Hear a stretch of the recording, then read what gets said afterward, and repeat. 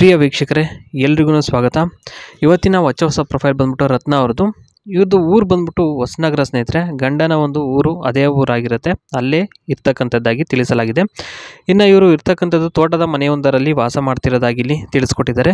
ತೋಟದ ಮನೆ ಅಂದರೆ ಸ್ನೇಹಿತರೆ ಹೊಸನಗರದಲ್ಲಿ ತೋಟದ ಒಂದು ಮನೆಯೊಂದರಲ್ಲಿ ವಾಸ ಮಾಡ್ತಿರೋದಾಗಿ ಹೇಳಿದ್ದಾರೆ. ಕೆಳಗೆ ಕೂದಲು ಬಂದ್ಬಿಟ್ಟು ಇವ್ರದ್ದು ದಟ್ಟವಾಗಿ ಬೆಳೆದು ಗುಂಗೂರು ಕೂದಲು ಆಗ್ಬಿಟ್ಟಿದ್ದಾವೆ. ಅಭ್ಯಾಸ ಬಂದ್ಬಿಟ್ಟು ವಾರಕ್ಕೆ ಒಂದೇ ಸಲ ಮಾಡಿಸಿಕೊಳ್ಳೋದು. ಇವರು ದೆಂಗಿಸಿಕೊಂಡಾಗ ಕೂದಲು ತುಂಬ ಉದುರುತ್ತಿತ್ತಂತೆ. ಅದೇ ಒಂದು ಕಾರಣಕ್ಕೋಸ್ಕರ ವಾರಕ್ಕೆ ಒಂದು ಸಲ ಇಟ್ಕೊಂಡಿದ್ದಾರೆ ಅಷ್ಟೇ, ಜಾಸ್ತಿ ಇವರು ಮಾಡಿಸ್ಕೊಳಲ್ಲ ಸ್ನೇಹಿತರೆ. ಇನ್ನು ಬಾಳೆಹಣ್ಣು ಬಂದ್ಬಿಟ್ಟು ಚೀಪ್ತೀನಿ ಅಷ್ಟೇ, ಇನ್ನೇನು ಮಾಡಲ್ಲ, ಅದೆಲ್ಲ ಅಭ್ಯಾಸ ಮಾಡ್ಕೊಂಡಿಲ್ಲ ಇವರು. ಆ ಒಂದು ಕಾರಣಕ್ಕೋಸ್ಕರ ಬರೀ ಚೀಪ ಒಂದು ಅಭ್ಯಾಸವನ್ನು ಮಾಡ್ಕೊಂಡಿದ್ದಾರೆ ಅಂತ ಹೇಳಿ ಬಾಳೆಹಣ್ಣನ್ನು ಇಲ್ಲಿ ಹೇಳಿದ್ದಾರೆ ಸ್ನೇಹಿತರೆ. ಇವ್ರದ್ದು ಅರೇಕ ಟ್ರೀ ಇದೆ, ಜೊತೆಗೆ 1 ಎಕರೆ ತೋಟದ ಮನೆಯ ಬಗ್ಗೆ ಇಲ್ಲಿ ಹೇಳ್ಕೊಂಡಿರ್ತಕ್ಕಂಥದ್ದು. ಅದರಲ್ಲಿ ಮೊದಲನೇದಾಗಿ ವಾರಕ್ಕೆ ಒಂದೇ ದಿನವೇ ಕೊಡೋದು ಇವರು. ನೀವು ಬೇಜಾರು ಮಾಡಿಕೊಂಡ್ರು ಅಷ್ಟೇ, ಮಾಡಿಕೊಳ್ಳದೇ ಇದ್ರೂ ಅಷ್ಟೇ. ಜಾಸ್ತಿ ಚಟ ಒಳ್ಳೆಯದಲ್ಲ. ನಿತ್ಯ ಕೂದಲು ಉದುರುವುದು ಅದೆಲ್ಲ ಸಮಸ್ಯೆಗಳು ಆಗುತ್ತೆ. ಅಂದರೆ ದಿನನಿತ್ಯ ಮಾಡಿಸ್ಕೊಳ್ತಾನೆ ಇದ್ದರೆ ಇದೆಲ್ಲ ಒಂದು ಸಮಸ್ಯೆಗಳು ಬರ್ತಾ ಹೋಗ್ತದೆ. ಆ ಒಂದು ಕಾರಣಕ್ಕೋಸ್ಕರ ಗಂಡ KBಯಲ್ಲಿ ಡ್ಯೂಟಿ ಮಾಡೋದು, ಹಾಗಾಗಿ ಅವರು ಜಾಸ್ತಿ ಹೊತ್ತು ಮನೆಯಲ್ಲಿ ಇರೋಲ್ಲ.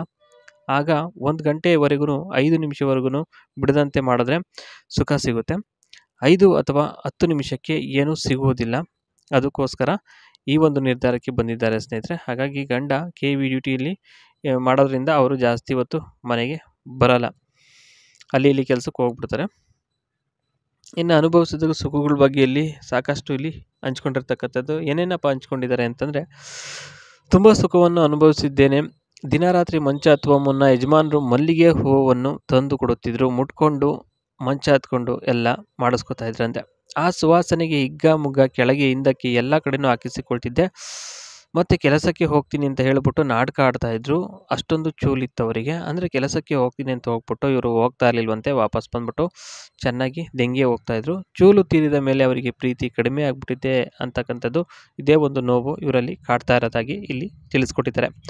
ಇನ್ನು ಅರೇಕ ಟ್ರೀ ಸ್ನೇಹಿತರೆ, ಸ್ಪೇಸಿಂಗ್ ಎಷ್ಟು ಬಿಟ್ಬಿಟ್ಟು ಎಷ್ಟೆಷ್ಟು ಹಾಕಿದ್ರೆ ಯಾವ್ಯಾವ ರೀತಿ ಬರುತ್ತೆ ಅಂತ ಇಲ್ಲಿ ಹೇಳ್ಕೊಂಡಿದ್ದಾರೆ ನೋಡ್ಬೋದು. Generally 9 feet into 9 is followed with this almost 538 plants can be planted per acre. Apart from this, 10 feet between row, 8 to 10 feet between plant can also be followed this wider row. Spacing is followed for talking up of intercropping ಅಂತ ಹೇಳಿದ್ದಾರೆ ಸ್ನೇಹಿತರೆ. ನೋಡಿ, ಇಲ್ಲಿ 538 ಗಿಡಗಳನ್ನ ಹಾಕ್ಬೋದು 1 ಎಕರೆಯಲ್ಲಿ, ಓಕೆನಾ? ಅದನ್ನೇ ಇಲ್ಲಿ ಹೇಳಿರ್ತಕ್ಕಂಥದ್ದು. ಮತ್ತು ಎಷ್ಟರಿಂದ ಎಷ್ಟು ಅಡಿ ಬಿಟ್ಬಿಟ್ಟು ಹಾಕ್ತಾ ಹೋದರೆ ಎಷ್ಟರ ಮಟ್ಟಿಗೆ ಬರುತ್ತೆ ಅಂತ ಇಲ್ಲಿ ಹೇಳಿರ್ತಕ್ಕಂಥದ್ದು. ಇದಿಷ್ಟು ಇವತ್ತಿನ ಈ ಒಂದು ವಿಡಿಯೋದಲ್ಲಿ ನಾನು ತಿಳಿಸ್ಕೊಟ್ಟಿದ್ದೀನಿ ಕಂಪ್ಲೀಟಾಗಿ.